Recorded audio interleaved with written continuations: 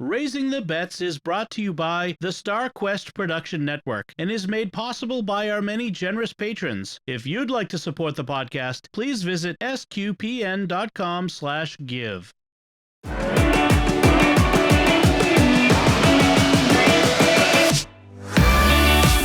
You're listening to Raising the Bets. We're a Catholic couple raising 5 kids outside of Boston.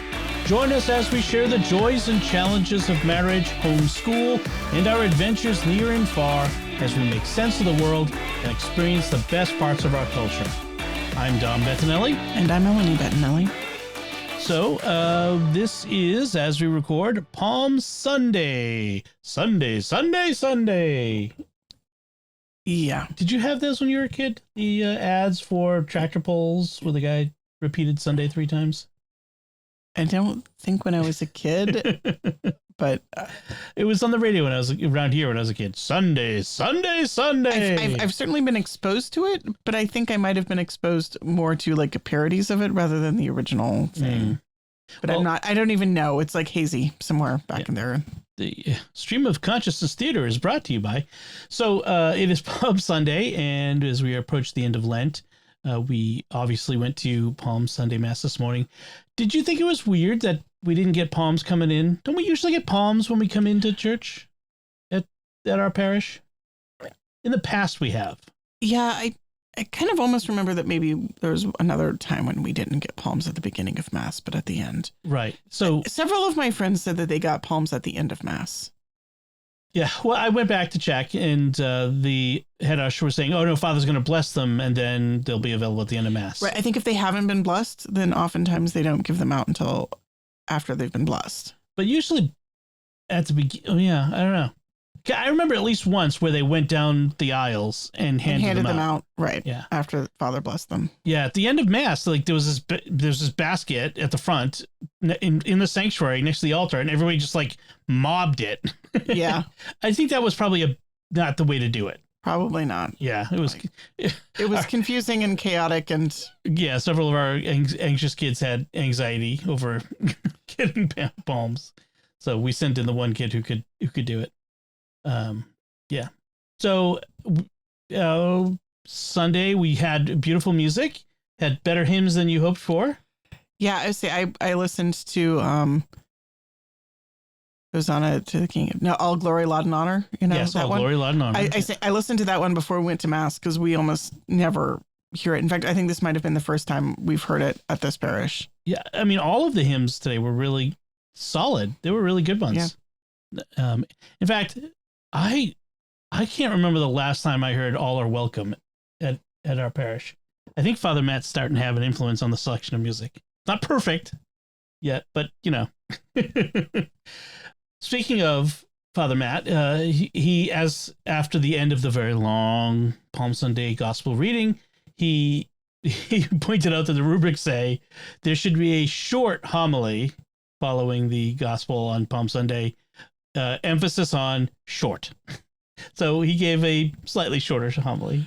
It was not an extremely short homily. Yeah. However, it was a good one. An extremely good homily. Yeah. And therefore, I didn't care that it wasn't extremely short because it was good and it was engaging. And yep. Yeah. So he said, he started by saying, like, you know, this gospel, it's not a sad story, even though Jesus dies. It's not a happy story, even though we know the ending is the happy one, you know, the resurrection. He said it's the story of every human life, that sin is the wandering away from the Father, how we wander away from him, and we choose isolation and darkness when instead we are called to community and light. And so, you know, Jesus as God, and the only instance in a major world religion where God humbles himself to become like us, you know, to become human in all things but sin, and to allow himself to be killed by us in order to save us. And he brought in how in the first reading, or the second reading from Philippians, that most biblical scholars believe that those verses are an ancient hymn from the early church, like within the first 20 years after the resurrection. This was a song, a liturgical song. It's the one that says, even though he was in the form of God, He did not deem equality with God something to be grasped, but rather emptied himself, taking the form of a slave. Right. Which is kind of cool. Like that's preserved. Right. St. Paul preserves this hymn that we otherwise wouldn't know. I don't know if I've ever heard that set to music. I'm sure it must have been. I think it's chanted I've heard it chanted in like even in prayer, like Liturgy of the Hours. Yeah, and he also mentioned how they believe that the part, death, gave himself up to death, even death on a cross, that even death on a cross part would have been Paul's insertion, and that it's not part of the original hymn, and that the people reading the original letter or hearing it proclaimed, that would have been jarring, like even death on a cross, like adding that extra bit. So it was good. And he talked about how, now that we're in the last week of Lent, it's Holy Week, no matter how things have been going for you in your Lent, to start today, do what you can today, enter into Holy Week. That reminds me of my favorite St. John Chrysostom Easter homily. Right. Even if you've been, you're the 12th hour worker who's only worked for an hour and you haven't kept Lent at all, come and enjoy the feast anyway. Right. But yeah, Holy Week, I read something that was sort of like slamming people for, and of course we should try to keep Lent, but slamming people for only, keeping Holy Week and kind of failing at the rest of Lent. And right. As if, yeah. Well, we have more to say on something similar to that later on. But yeah, he was encouraging. He was saying, like, look, do the most you can. Like, if you can, read the readings, the liturgical readings, on your lunch hour this week, especially on Wednesday, Thursday, Friday, if you can't get to church, then take the time in your lunch or at some point and read the readings from the services and the masses. He, watch the masses streaming online if you can, from the cathedral of our Cathedral of the Holy Cross or from Rome or whatever, watch them and just do the most you can. Get as much as you can out of this, the time that you have left. It's a great message. It's never too late to start Lent, no matter how it's been going for you. He says, there are no limits to how far Christ will go to find us. We're not alone. We're not defined by our worst. My note says sink, but I think he meant sin. Sins. Yeah.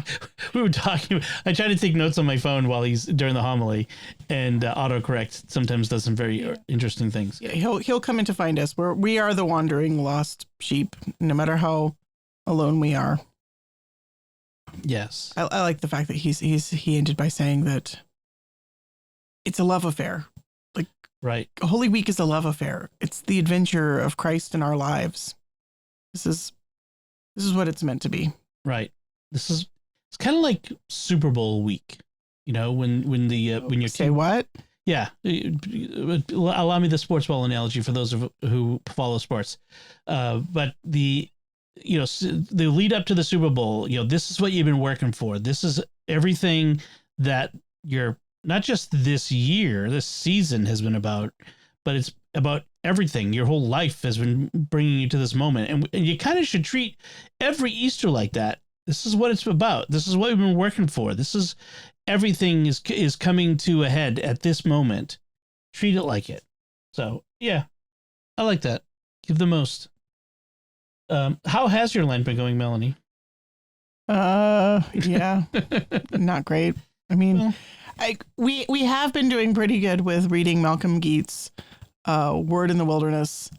At least on weekdays, I've managed to get a poem in every weekday, but Saturdays and Sundays have not happened. Right. You don't have read alouds. Right. I've read them, but trying to gather everyone to listen to, like, it is sort of the thing that they are reluctantly listening to. Okay. That's how it is for you, what the kids are doing. Right. How has it been for you? I'm saying I, however, have felt like I've been getting a lot out of it. And I don't know that I would have been getting as much out of it reading it to myself, like sharing it with them, even if they are reluctant victims of my inflicting it on them. Yeah. Well, they're kids. No, but I think they have been clearly listening and taking some parts of it in and thinking about it and talking about it. So it's not like completely all blowing over their heads. Right. I did successfully take the games off of my phone, and that has opened up a little bit more space for, I would like to say it opened up more space for prayer, but I would have to really stretch the truth in order to claim that. We made it to confession, though. We did get to confession as a family, and that felt like a huge victory. I would say that as Lents go, this one has been fairly mediocre. Something hit me this morning talking about, like, one of the prayers was talking about how we've been celebrating Lent with fasting and charitable works. And I was just like, yeah, I don't think I've been doing so great with the fasting and charitable works. I guess I've lowered my bar, for what it constitutes, a good Lent or a great Lent. I mean, I've decided I'm not going to like set these huge like goals way up here, because I never reach those goals, and I always feel bad at the end. Like, oh man, I'm such a terrible Catholic. Oh, I'm so bad at this. I'm sorry, Lord. I'm such a terrible person. And I'm like, maybe I should just lower the bar a little bit and just like accomplish things. Just maybe set it where I can actually accomplish, and then raise the bar after that. But like set the bar where I can, like I've been praying the rosary every day. I don't regularly pray the rosary. I don't say I never pray the, but rosary was not a regular devotion for me. I've started praying the rosary every day now. I've accomplished that. I feel good about that. I feel like, hey, I've done that. Went to confession, as you mentioned, during Lent, it's a prayer service. That's a good thing. I feel accomplished with that. We got the kids there. They all went. That is a huge accomplishment to get them all to go with all their anxieties. So, yeah, I feel like there have been some good aspects of this Lent. I feel like you could, next year I might add some more things, something else I really want to accomplish. I signed out of Instagram on my phone because of the mindless scrolling. I did sign back in on again this past week, so I didn't do so great on that, but I made most of Lent without it, which is good. I have to keep the app on my phone because of the work account is on there. Right. Kind of a pain. I wish I didn't have to deal with that, but it is what it is. So anyway, so that's how our Lent is going, and Holy Week is coming, and you kind of getting ready for that, trying to plan for that. Brace yourself. Holy Week is coming. Brace yourself. Easter's coming. It's really Easter. Holy Week is going to the services. That's fine. It's Easter and all of the planning for that. It's for me, it's the planning of the food and the Easter baskets. Yep. And does everyone have clothes to wear? Which we still, like, Lucy doesn't have an Easter dress and Ben wants some dress shoes, and I don't think either of those are going to happen in time. Yeah. If it happens, it happens. If it doesn't, Lucy's got other dresses that she wears that, she can wear. It would be nice for her to have something that was kind of springy and Eastery and not. Would be nice, yeah, but it is not necessary. No. So. Still. Yeah, I know. And we still haven't sat down and made like the game plan for the food. Right. We have some ideas of something we might want to have. We decided what we don't want. Right. We don't want a ham, and we don't want a lamb. Yeah, but I'm not just talking about the main dishes. I'm talking about like the kids expect hot cross buns on Good Friday, and they expect a braided bread on Easter. The things that I always do, and then we have to dye the eggs, and like there's all of the things that like if they're going to happen, I can't just wait until Holy Saturday and try to do them all. Or Good Friday and try to do them all. So I have to make my personal game plan for what am I going to cook when in order to get everything done. But it's also not the end of the world if something doesn't happen. Tradition. Tradition. I know the disappointment happens, and whatever. But we've certainly had Easters where not everything happened, partly because like I was sick or pregnant or whatever. Like these things, but. I am disappointed when they don't happen, as well as the kids being disappointed. And, I like to plan ahead so that things don't fall through the cracks. Right. No, I have no problem with that. If you want to get those done and they can happen, I'm all for it.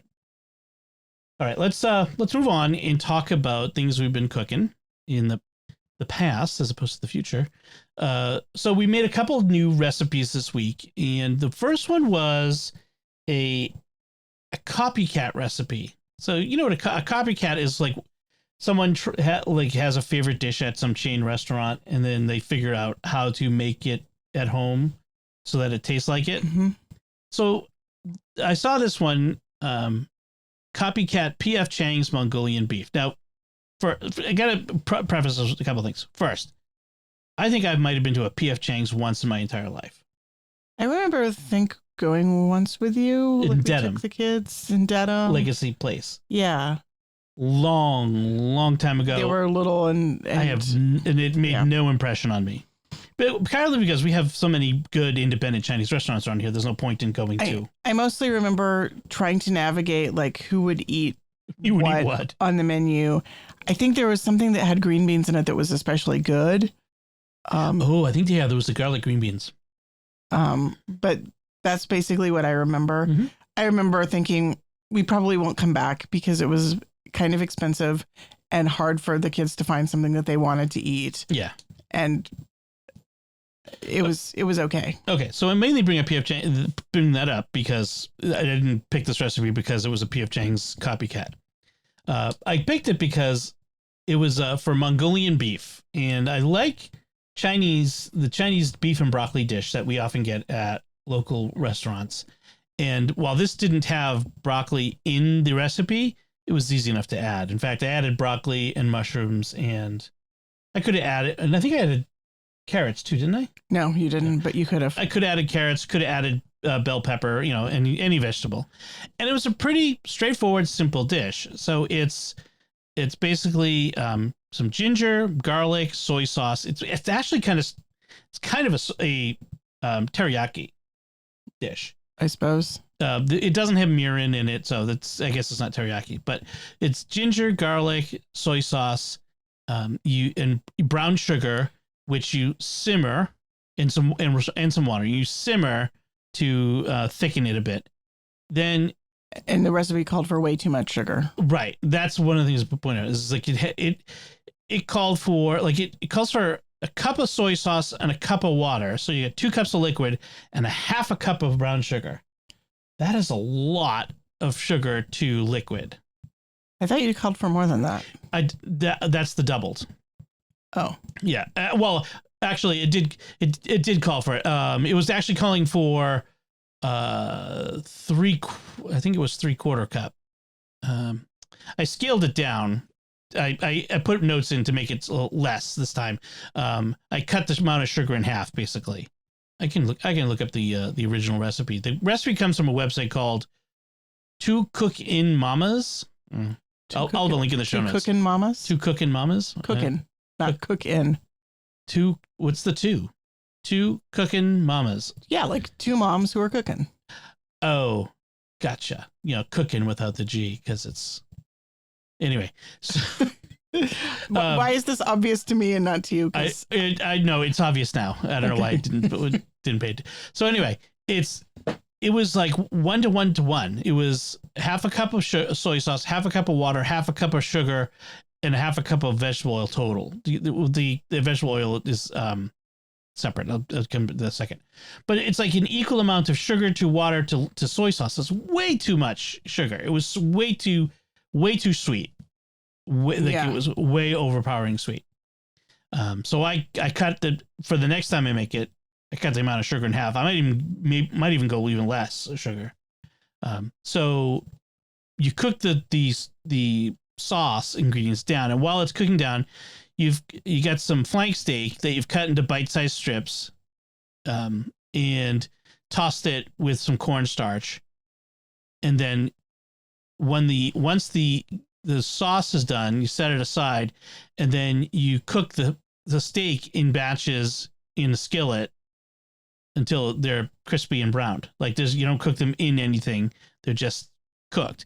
Then you just throw it in the sauce, and so I threw that in the sauce, and I threw in some cooked mushrooms and some broccoli that I steamed in the microwave, and served it over rice. It was it was pretty fast, pretty simple and easy.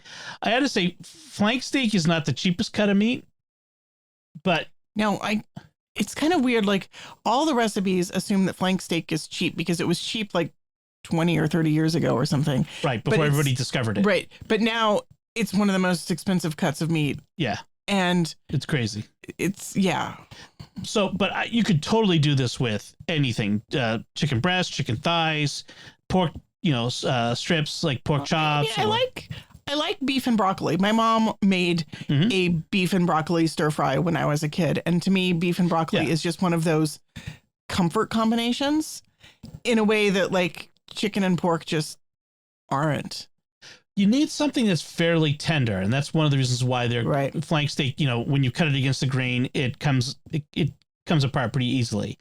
So I'd have to think of a cut of beef that was. Yeah. I mean, my mom always did like an eye of round that she really thin sliced. I was thinking London broil. Yeah, that's essentially eye of round.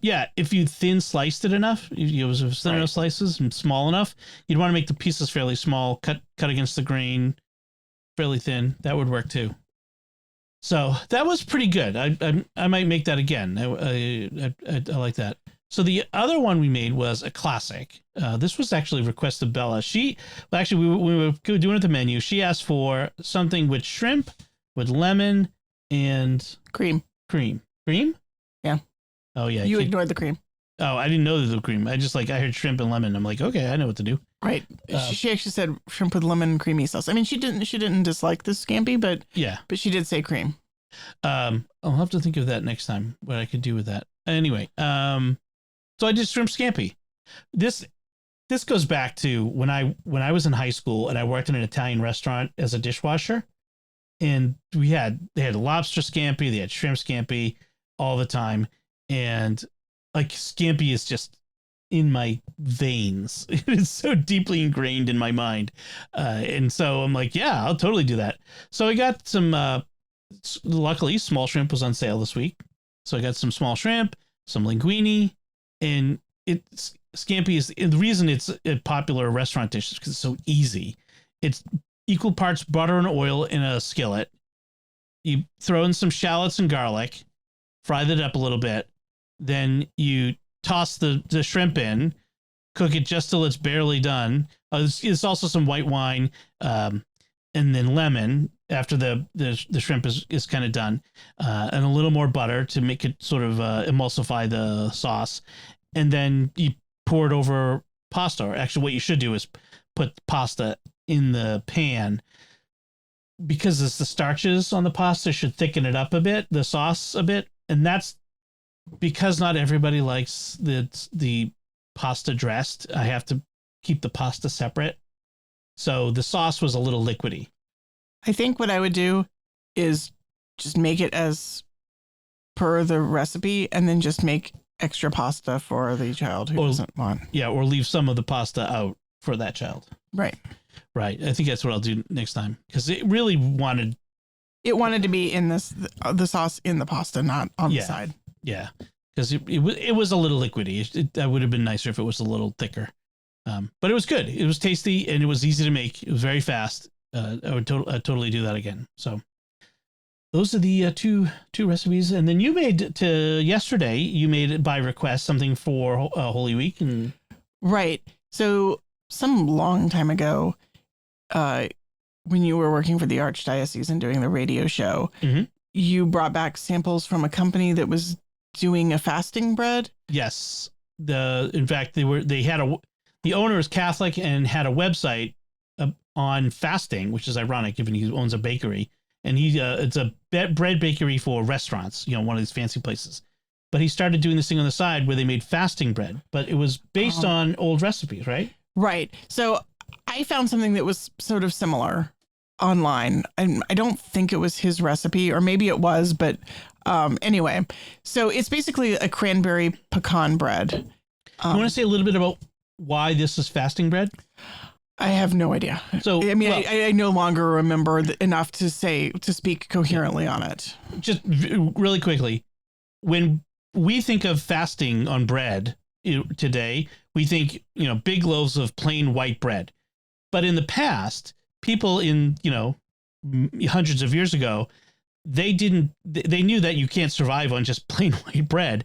They had to be hearty, had to give you nutrition and sustain you, especially because most men and women of those days were laborers. They worked hard all day.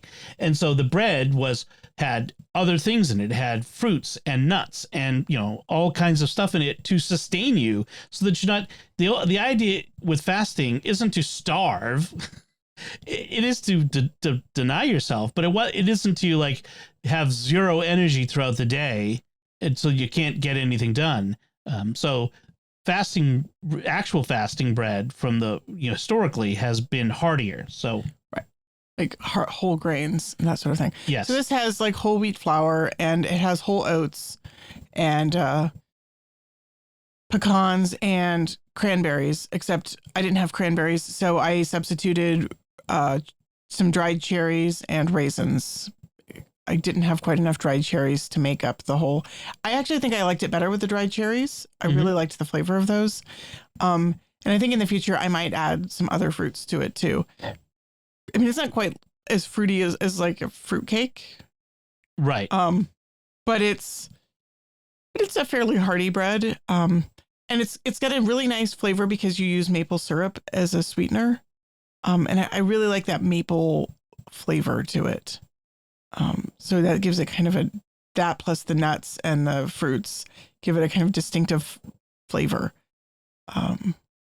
And there's this, like the recipe I found from Catholic Cuisine, like does a whole very cutesy, like the deep spiritual meaning of every ingredient. And that's just not, I'm not saying there's anything wrong with that. It's just really not my style. And so I don't go into that with like the kids or anything, because it's just, if you were cooking with kids and like little kids and you really got into that, that's awesome. But not me. Do we have a link for that? Is that in the Catholic Cuisine has a recipe that's basically, I since lost the one that I had, and I looked it up, and that's the one that looked closest. And they said something about a radio show or something, so it could even be from your radio show. I don't know. Oh, interesting. Okay. I will. I'll give it the website was Live the Fast. That's right. Now that you mention it, livethefast.org or .com or something. Anyway, I'll look for it and see what I can find on their website. Cool. So that's what we're cooking. Let's talk about things we've been reading and watching. I finished another book 2 weeks in a row. Wow. I am on a roll. Although it helped that this was a short book. No, it wasn't that short, but it was an anthology of short stories. And I actually didn't read every short story. So you sort of nominally finished a book. Well, I finished as much of it as I was going to read, because some of it was not that good. Right. That's an interesting thing about like reading anthologies, like short story anthologies, is it can be very uneven. Right. Yeah. So there was some good stuff there. I mainly picked it up because it had a short story from Jim Butcher from the Dresden Files, which was really good. You'll really enjoy that when you read it. I will read it one of these days. At least read that. Read that. At right. least. Yeah. But there were some other ones in there. There was one. Okay, so let me back up. The book is called Instinct, an Animal Rescuers Anthology, and it is a fundraiser for no-kill animal shelters. Okay. And so they're all stories about animals, either people rescuing animals or animals rescuing people, right? Or both. Okay. So in this case, there was one story. It featured these parents and their kids, and it was a science fiction, so it took place in the future. And like one of the kids was sick, and mom comes out of the sick kid's room and says to the dad, "She's unconscious now." Like, meaning she's asleep. Like, who talks like that? Nobody. Like, if you came out of one of our kids' bedroom and said, "She's unconscious now," I'm like, do we need to call an ambulance? Like, did she hit her head? Was this a person who normally talked with Really large words. This might have been one of the only sentence this person said in the entire book, I think. I mean, the entire story. So it wasn't like they were trying to like be characterization. I don't know. Yeah, it was just it was just weird. It wasn't the main character. It was the main character's, wife, I think it was. Yeah, it was just, but there were other ones that were really good. And there was one, the last one in the book that I read, it might have been the last in the book, period, it took place near future in sort of a world like Jurassic World Dominion, where all of the dinosaurs are roaming the earth and everything is falling apart and society is collapsed. It's post-apocalyptic. And this guy's up in Wyoming, living in this junkyard and trying to survive. And it involves a T-Rex that doesn't act like a T-Rex we expect, like from Jurassic Park. So... yeah, that was a pretty good one. There was some good ones in it. So, I would say 80% of the book had good stories, interesting stories. I'm not sure I would read more from everyone in it, but there were a few. I'm like, because some were part of series, like there was like a excerpt or connected to a wider series of books that this author has written. Some weren't. Some were one-offs. And there was a couple where I'm like, I'd read more by that person. I'm kind of curious about that. So I may go back through it and kind of look for some people, which is one of the great parts. One of the reasons to read an anthology is to, be exposed to lots more authors and stories than you would otherwise.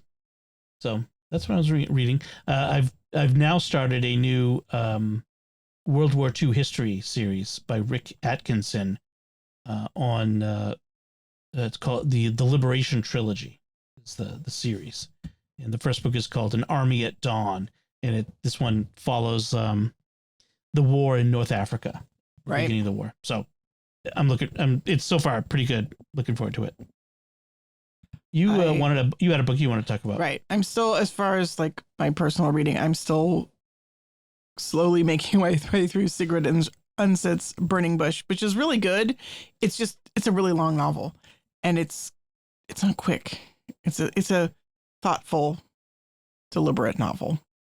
But Sophie and I finished one of the books that we've been reading together for her school, which we really enjoyed a lot. It's called Krakatoa by Simon Winchester. And it's kind of a history book. It's kind of a science book. It's kind of a lot of everything. It was really cool. It went back into sort of like, what do we know about the island, like from histories. It went into the Dutch colonial history in Sumatra and Java, and it went into like talking about like the telegraph, and it talking about like the British scientists and why Krakatoa was this like big thing in the public consciousness. Like everyone all over the world knew about it when Krakatoa erupted. And like, so very cool. And then like talking about all sorts of different phenomena, like the history of plate tectonics, basically, and biology and geology. And it was really a comprehensive book. And Simon Winchester is one of these authors who really does sort of a deep dive and throws himself into the work personally. And so he had like descriptions of his own visits to Krakatoa and his younger days working as a geologist in Iceland. And it was just a really good book. Sophie and I were reading it. Basically, we'd read a few pages a day, taking turns. Like I'd read it one day and she'd read the next. And it took us several months to read, like maybe 8 or 9 months, something like that. But because I think we started it back in like August, maybe, or even earlier. Mm-hmm. I don't know. Anyway, it was really good. Highly recommend it. Simon Winchester also wrote The Map That Changed the World and The Professor and the Madman. The Professor and the Madman was about the writing of the Oxford English Dictionary in part. Right. which a movie has been made of that, right? Starring, which I was actually disappointed in that one because there was a lot less of the Oxford English Dictionary and a lot more about the madman. So that was kind of actually a little bit of a letdown. But I really liked The Map That Changed the World, which is about the first geological survey map of England, like the first ever geological survey map of anywhere, really, was done in England. And it was this really fascinating story about this engineer who was working on canals and train cuts and mines and like the very beginning of the idea that the geological layers are the same, like whether you're in the far north or the south, and that there's a consistency, and that the further down you go, the older the layers are. Like that was a novel idea. Right. We take it for granted, these things, like, you know, that you would map such things, that this was how the earth is constructed and all these ideas, but these were not taken for granted before. Right. So anyway, that was a really fun book. It was not an easy book. Like, I don't think Sophie could necessarily have read it on her own. The Krakatoa book. Yeah. But it was good. Good. I mean, I learned so much about all sorts of different things, including Dutch colonial history, which I knew nothing about. See, I love these books that are like, they're ostensibly about a very specific thing. Mark Kurlansky's books are often like that. Right. And yet what they show is how this specific thing is connected to so much else. Like his book on salt. Right. I'm partway through Salt, and I think I might read it with the kids, although there's a few places that need to be edited a bit. Yeah. Milk was another really good one. Right. Like, it's the idea of like milk. Milk is so basic. So much history, politics, society. Yeah. Anyway. So yeah, Krakatoa, if you like nonfiction, or even if you don't like nonfiction, it might still be good for you. It might still make you like nonfiction. I was a child, did not like, and a young adult did not like nonfiction. And so I'm kind of late to the party and going, wow, some nonfiction is really exciting and interesting to read. So let's talk about things we've been watching. I've started a new series watching on Netflix called The Night Agent. This was I only know about it from the recommendation engine, that it said, hey, you've liked these other things, you might like this. So The Night Agent is, I think, based on a series of books, and it's about this young junior FBI agent who a year previously to the start of the series intervened during a bombing attack on the metro in Washington, D.C. He saved many, many lives, but the train still got blown up and he got injured and that sort of thing. And then afterward, he was given this job working in the basement of the White House in this windowless room called the Night Action Room, I think it is called, with a watch, basically waiting for this phone to ring, this very particular phone that would only ring when these special night agents would call in for assistance or what have you. And it's a direct line to the White House because you find out in this course of the series, it's not spoiling anything to tell you, that the night agents are special investigative agents that report directly to the president for very special situations, national security situations. And so this guy is manning this phone, and then one night the phone rings. He's on the graveyard shift. The phone rings, and it's this young woman. She's been asked to call by someone to call this number and tell them, these code words that activate the situation. And so this guy is kind of a Boy Scout, but he's also his father was also an FBI agent who died, but was thought to be a traitor. He had been accused of being a traitor before he died, and people think he killed himself as opposed to being killed. And the son maintains his innocence, and so there's a whole subplot about that. But there's also this plot about him and this young woman, and she's actually a tech entrepreneur. And there's apparently somebody in the government, who high up in the government, who is a traitor, who's commissioning acts of terrorism against the U.S., like somebody in the White House, perhaps. So it's kind of interesting. I'm only 3 episodes in, maybe 4. It is not like, it's not like super well written, you know, like a high level. What would I compare it to? I mean, I'd almost compare it to like decent network TV. It's not like, I don't know. It's not like as well written as The Last of Us or some of these other more compelling shows. But it's pretty good. It's decent action, and you know, it's enough to keep me engaged and watching to see what happens and who it is. And they just in the last episode introduced this new character who's this Secret Service agent who is a hero who got injured and is coming back, and he's this old guy, and you know, should he be coming back? I'm like, he's not old. Like, how old's that guy? I know that actor. He was in 24 with Kiefer Sutherland. He was President Palmer in that. He's not that old. I look him up. He's a year older than I am. Yeah. Old, over the hill. Old. Put him out to pasture. So, although he does look young, he actually, he's one of these guys who's kind of ageless. So the Night Agent, pretty good so far. I'll let you know how it goes. It's not like super like gory. There's no skin in it. You do see like one guy's half of his butt in the shower. That's about it. But you know, there's nothing other untoward. The next episode may, in fact, you know, go off the rails and have a HBO style orgy or something. But so far, so good. Okay. We watched the latest episode of The Mandalorian with the kids. We did. The Pirate, it was called. Good. Another good episode. Yes.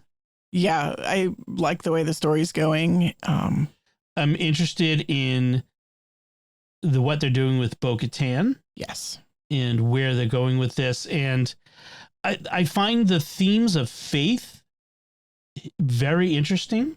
Right. There is a lot of... This is probably the most religion I've seen in Star Wars. Maybe. You know, apart from the quote unquote Jedi religion, which is not really a religion. Right. Yeah. But it's very interesting to see, like, they're using words like apostate, convert, the creed that they take, the way. I mean, the word, this is the way.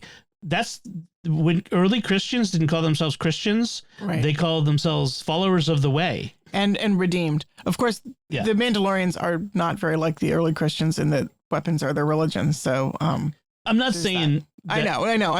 No.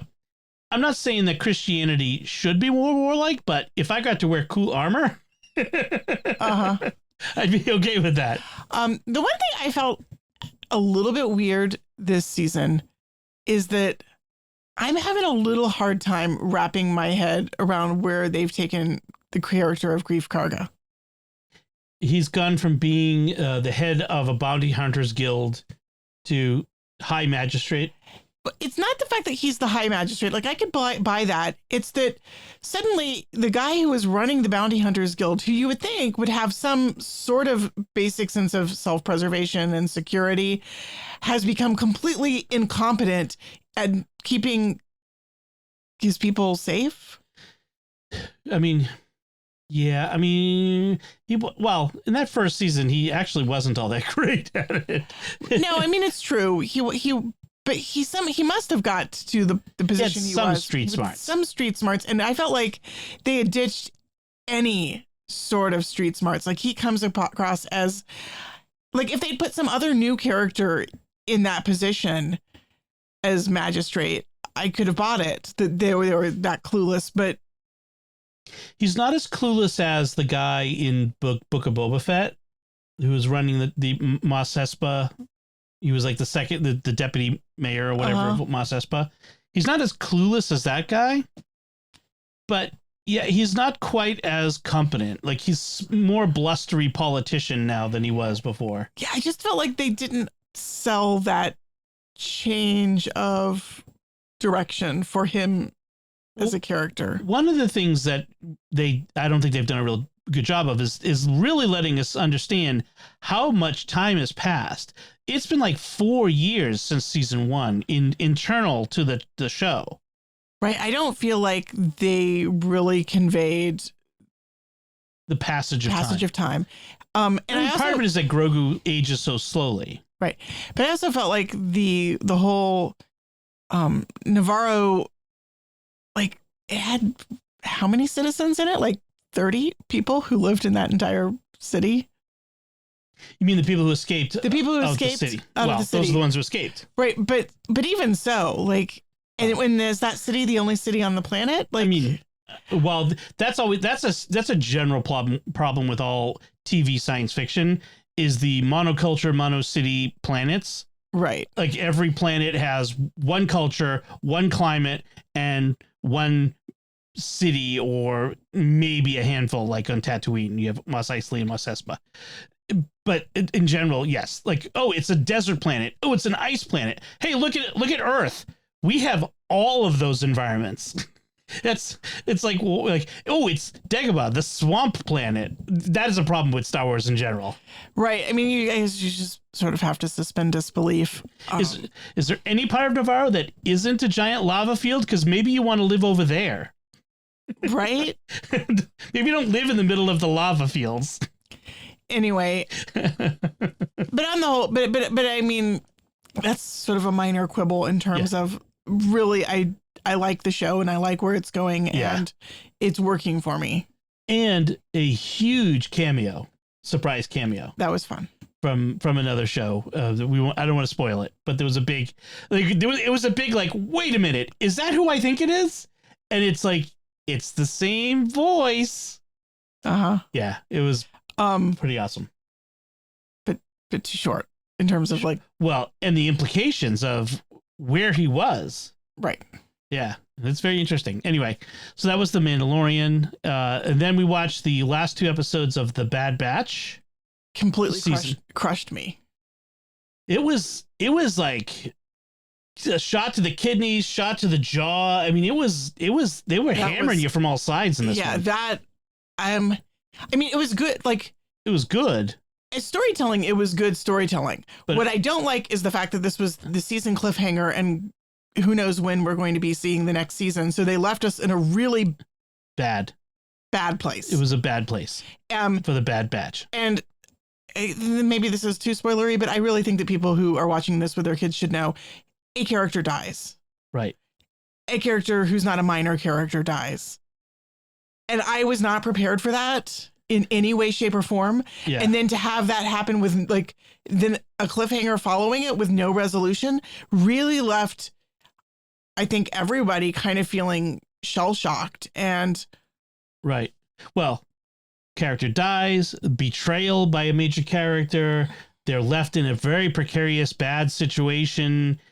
You know, yeah, it was bad. Yeah. Like, I can't think of when I've seen a worse cliffhanger. As an adult, I'm okay. Like, this is fine. This is just a storytelling. It's for the kids. They were like, what? I kind of feel like they forgot a little bit that this was a kid's show. Like, this was kind of dark in the same way that Andor is dark, and maybe it's animated, but it is got maybe there was a little bit at the end that I think was maybe supposed to be more hopeful than I felt it was. It felt kind of sinister to me, but maybe it was supposed to be hopeful. Right. There was an interaction with another couple of characters that could be interpreted as being a hopeful note, but it could also be a sinister note. Yeah, I had a hard time reading that as hopeful, but I'm wondering if maybe I was supposed to. See, the difference between the end of this season and the end of the first season is the first season also had major catastrophic things happen, but at the very end, it ended on a hopeful note. I'm trying to remember, how did it end? They were in the ocean after something having sunk. I don't want to give spoilers. Right. There was. They were all together, all of them. Yeah. And then one went off on his own, but it was a generally hopeful. Yeah. I mean, there was nobody dead. Well, that too. Well, none of the major characters were dead. A lot of minor characters. A lot of minor characters. Yeah. Yes. Yeah. I mean, the Bad Batch is definitely not cheery. No, I mean it's a war show. I mean it's about soldiers. Right. It's about soldiers, and I mean it's lighter than other things. It's lighter than The Mandalorian. I think it is lighter than Andor, certainly. Right. But, it is. It's definitely lighter than, but it's still. It's got its dark moments. It ended in a relatively dark place for a show like it is. Yeah. Yeah. It was. I'm upset. I had it spoiled for me. The character death was spoiled for me beforehand because I stupidly wandered into the wrong place on the internet before I watched it and saw. Yeah. I can't believe blank died. Like what? I hate that. Yeah. Spoilers. Yep. So, and of course, one of our children opted not to watch because they were having panic, and so now we're all having to step on eggshells because we can't even talk about it openly until this child has caught up and watched the last 2 episodes. Right. Which is also creating some extra tension on top of things because, like, not only did this end on a bad note, but then now we can't, like, process the way we usually do as a family by talking about it. That's hard. We have to get this child to watch it. Just watch it. Yeah. So anyway, so that's what we've been watching, and so now that I'm almost glad though that Bad Batch season 2 is done, so that we don't have to kind of figure out how to watch all of this TV shows together as a family. We don't do a lot of TV watching as a family. No, our kids don't watch a lot of TV, period. So this is basically it. Mandalorian and Bad Batch is pretty much what they watch. I mean, they occasionally will watch a movie or a few episodes of a show. Like sometimes the older girls will decide to take their screen time as shows. What is that show that Sophie likes? Miraculous Ladybug. The Miraculous Ladybug, which is an animated teen superhero show. Yep. Set in France. France.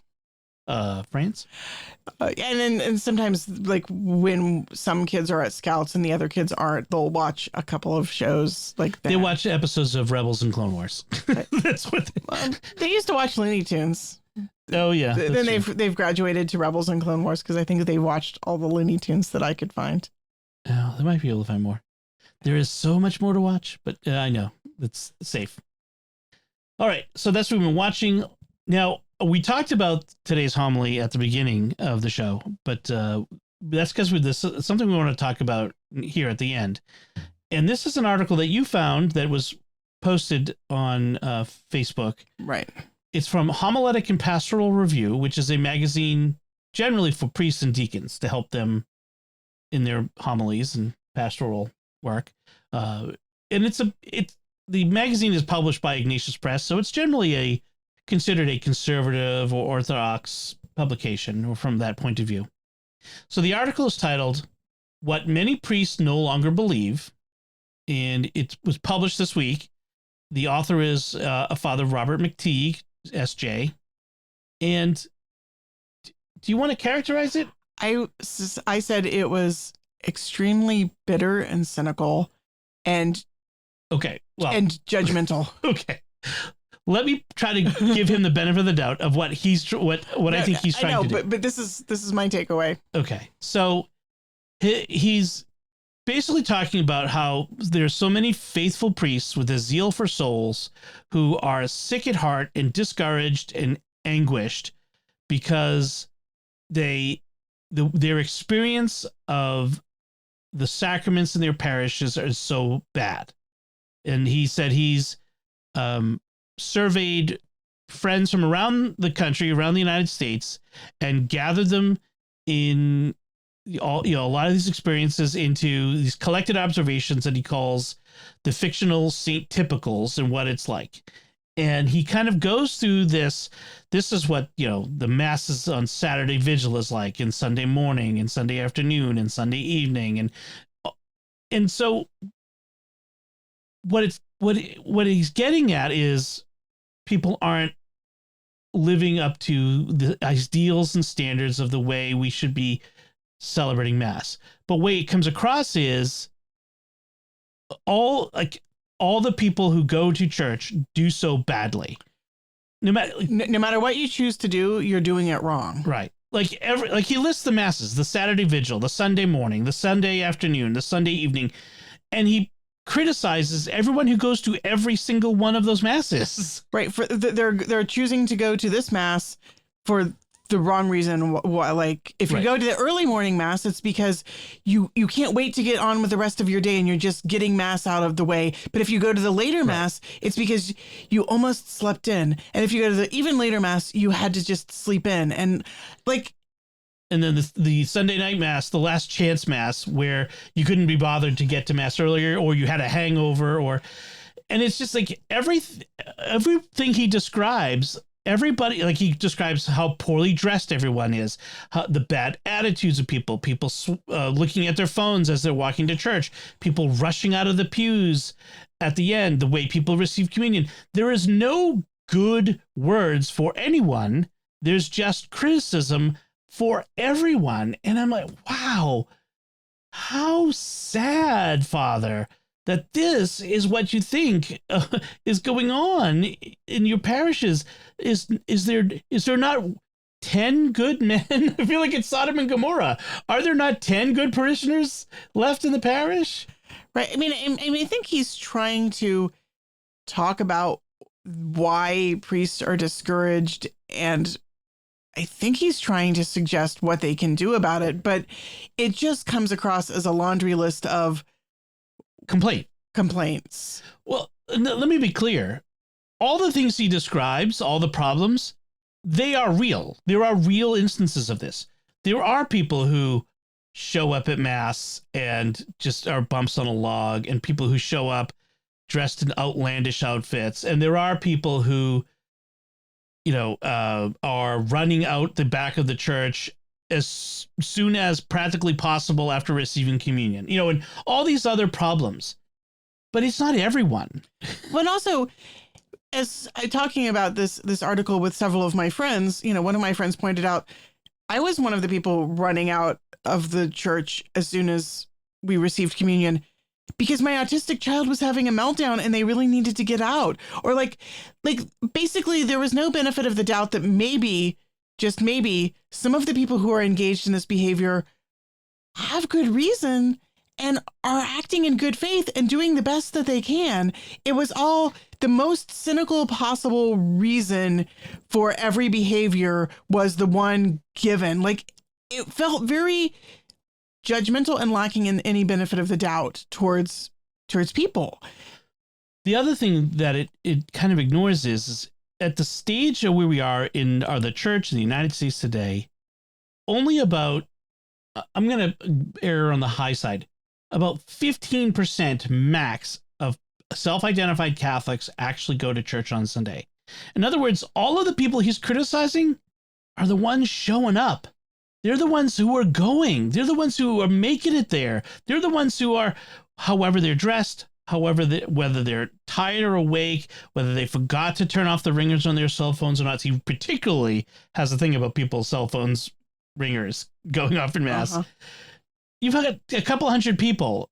If one person out of like half of 1% of everyone forgets every week and gets a phone call, you're going to get a ringer every week. But that's one person. Like, not everybody, like one person's cell phone off, everybody else. Why are you so thrown off by a cell phone going off? Just, ride with it. The thing is, these are the people coming. They're making it there. So instead of criticizing them for what they're failing at, encourage them for what they're doing.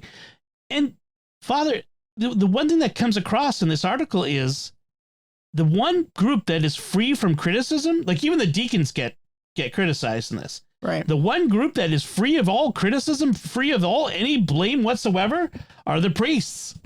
The priests are perfect in this article. Well, right. From a certain point of view, I kind of felt like the fictional priest that he sort of situates as like looking out upon the congregation before mass starts, I'm like, and brooding on the faults and failings of the congregation, I'm thinking maybe he should be like spending the time before mass praying for his congregation instead of judging them. Like there's sort of this, the priest doesn't come across well, but he's not intending to criticize the priest. The one bit that might be seen as a little bit of criticism of the priests in this is toward the end. He says, let's start with an awkward admission. The masses at St. Typicals have been on autopilot for a very long time. No one is really in charge. No one thinks about what's done there or why. Things just happen. And as long as the collection is taken up, Holy Communion is distributed, and it doesn't take too long, no one really thinks about how Mass is conducted and how it ought to be conducted. Now, the priest is not mentioned in that. It's sort of by implication, but a lot of other people are in there by implication too. The musicians and the pastoral associates and deacons and everybody else, like who's on the parish staff or parish liturgical volunteers. He's just lumped in with that.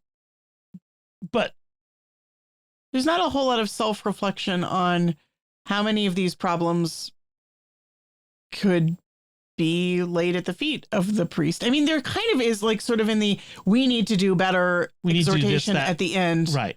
We need to, I mean, there's sort of, I think the takeaway is supposed to be all the things that the priest can do.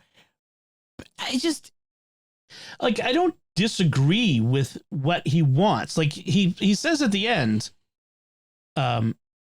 the pastors can start with a close reading of the general instruction of the Roman Missal, followed by a profound examination of conscience. Right. Agreed. Yeah. Then they need to walk their staff through the what, the how, and above all, the why of the Mass. Agreed. Faithful liturgy can't be seen as one of Father's quirks. Obedience to liturgical norms is not simply an option. Pastors will have to undergo conversion in order to lead others to conversion. Congregations need to be reformed, informed, and formed. This is going to take time and lots of repetition. I agree with all of that. It's the way he does the entire rest. Now, I think he may have intended this as tongue-in-cheek humor, but it's very typical of today's negative, sarcastic humor.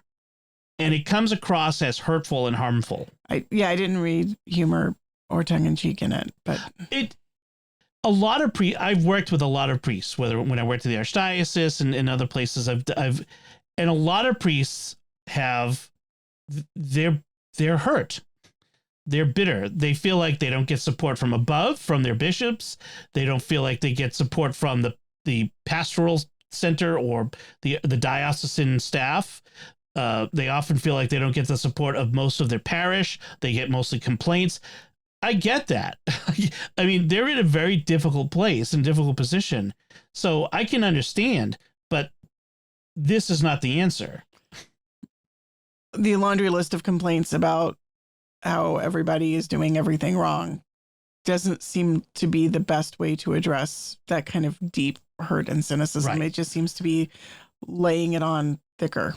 Because if I were the single mom that he kind of mentions, or the deacon, or the musician, cantor, or all the other, he doesn't speak of them as if they were actual people in his parish, but more archetypes. Types. Yeah.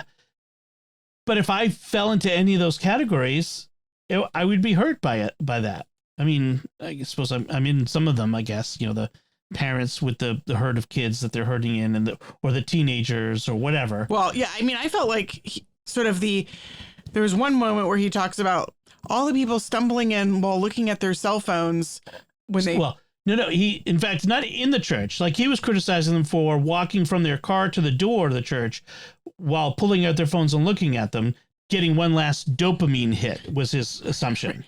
Whereas I was thinking, I frequently pull out my phone either like in the car or the parking lot, or sometimes after I'm sitting in the pew, to put it in do not disturb mode and to pull up the day's readings and to use the Liturgy of the Hours app on it. Like, right. There are so many reasons that one might be using one's phone that don't involve getting a dopamine hit. Why don't you pick up the missal in the pew? Because the text in the missal of the pew is often small, and some older folks, they want to have it large for them to read, like your dad does with his iPad at church. Well, frankly, I try to follow along in the missalette, and it hurts my eyes. And so I pull out my cell phone and where I can enlarge the type, and that's what I use for the readings. Right.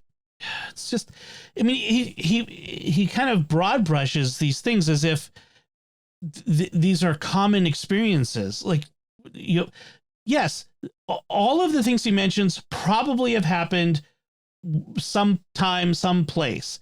But he makes it sound like this is the common experience. This is what everyone is doing. It's just, I don't know. I think it does more harm than good. And I know that when I was younger, and not that long ago, not that young, I might have said a lot of the similar things. I've got old blog posts about liturgical music, for instance, that I probably should regret. I'm older now, and Father is apparently at least as old as I am, based on his bio. He's probably as old as I am, and so he's probably should be as mature. I shouldn't say as mature as I am. He is as old as I am. I'm glad that I've kind of realized the error of my ways. I hope Father will too, because this is no way to get change. One last bit: the comments on the article, one of the most common refrains is, well, this doesn't happen at our traditional Latin Mass. You should come to our traditional Latin Mass, Father. You won't see any of these things. And probably true, but that's probably because you're a self-selecting group. Well, from some things I've heard, sometimes people who fit into the categories that Father is criticizing might be made to feel unwelcome at a traditional Latin parish. Not all traditional Latin parishes, but at some. Right. The people who are dressed. Well, I know a family who had kids who were not the quiet sitting in the pew type, who got shushed and frowned at so that they never went back. I mean, they tried it, but they got, nasty looks because their kids were perfectly silent. If you don't have the foibles of fallen humanity in your parish, it might be because you're all perfect, but it might also be because you've driven away some of the people who are at the other parishes because they're not welcome at your parish. Just a thought. Right. So, I mean, it emphasizes to me the necessity to pray for our priests. They have a very difficult place in our church today, in our society. They get it from all sides. I get that. Right. I think right. It's above all, it's to me, it's sad that the priest can be this. Somebody should have taken Father cynical aside when they saw this article and said, I don't think that you want to publish this. You want to do this in a different way. Someone should have said something, and he probably didn't expect it to get out there. And, he intended for a very particular audience, but the nature of the internet is what it is. And, people share these things. So, yeah. Anyway, I'm kind of sad we end on a kind of critical note as we head into Holy Week, but maybe this is a reminder this is a very hard week for pastors, all priests, anybody who works in a parish. Please give them the benefit of the doubt, extend them some grace, and pray for them, and maybe do something nice for them after Easter is over. Definitely. It is. It's not easy. No. Father Chip and I are going to go see a movie together. We're going to go do a coffee and cinema with one of the new movies that are out. So that's our during Easter week, during Easter season. We haven't decided when yet, but that's going to be our thing. He said after Holy Week we can talk about it. So we're going to put something on the schedule. So that's one of my the things I'm going to do with Father Chip. All right, so let's wrap it there. We take a moment to thank our patrons who make it possible for us to create Raising the Bets, including Daniel S., David P., Donald A., Father Burke M., and Ned G. Their generous donations at sqpn.com/give make it possible for us to continue Raising the Bets and all the shows at StarQuest. And you can join them by visiting sqpn.com/give. And that's it for this time. Find links from our discussion in our show notes at sqpn.com/bets. That's BETTS. send your feedback at the StarQuest Facebook page, facebook.com/StarQuestMedia. Send us an email at bets@sqpn.com or visit the StarQuest Discord community at sqpn.com/Discord. Write a review at Apple Podcasts and share the podcast with your friends to help us grow our community and reach more listeners. Until next time, I'm Dom Bettinelli. And I'm Melanie Bettinelli. Thank you for listening to Raising the Bets on StarQuest. Here's another show on the StarQuest network you're sure to enjoy. Let's Science. Find the show wherever fine podcasts are found or at sqpn.com/science.